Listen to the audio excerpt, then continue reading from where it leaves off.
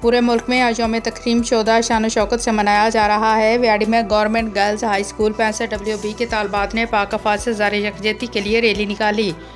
محمد معظم کی رپورٹ کے مطابق ویاڑی میں government girls high school 65WB میں طالبات نے پاک افواج کے ساتھ اظہار یکجہتی کرتے ہوئے ریلی نکالی اور پاک افواج کے حق میں نعرے بازی بھی کی۔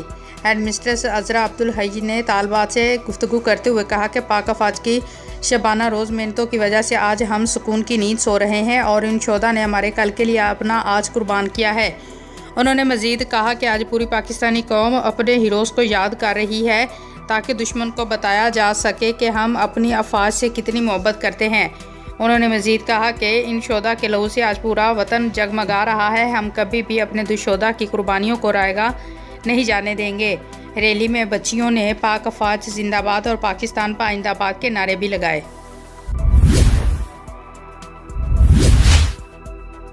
راضی RMH Urdu news district reporter Sargodha. یوم تکریم شہدائے پاکستان کے تحت اسسٹنٹ کمشنر بیرا، حاکم خان DSP بیرا، فیاض احمد انچارج تھانہ بیرا، سجاد احمد، شہید طارق مجاہد DIG کی قبر پر پھولوں کی چادر اور فاتحہ خوانی کی۔ یوم تکریم شہدائے پاکستان کے زیر اہتمام بیرا میں مختلف سرکاری اسکولوں میں شہداء کی قربانیوں پر زبردست خراج عقیدت پیش کیا گیا۔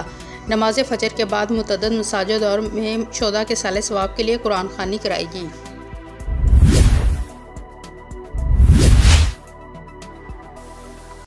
قصور Rai Muhammad Afzal Karhal bureau chief RMH Urdu news. سماج دشمن عناصر معاشرے کے لیے ناصور ہیں، ان کا خاتمہ میری اولین ترجیح ہے۔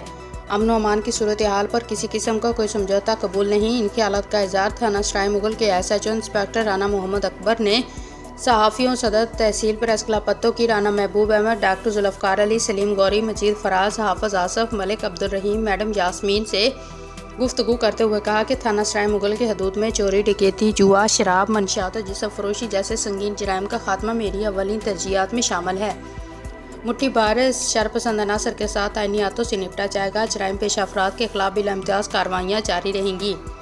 جرائم پیشہ عناصر اپنا قبلہ درست کر لیں یا پھر قانونی کارروائی کے لیے تیار رہیں۔ انہوں نے مزید کہا کہ سماج دشمن عناصر اشتہاری مجرموں، منشیات فروشوں اور جرائم پیشہ افراد کے خلاف خصوصی مہم شروع کر دی گئی ہے۔ عوام کا بھی فرض ہے کہ وہ بھی پولیس کے ساتھ تعاون کریں تاکہ سماج دشمن عناصر کے گرد گھیرا تنگ کیا جا سکے۔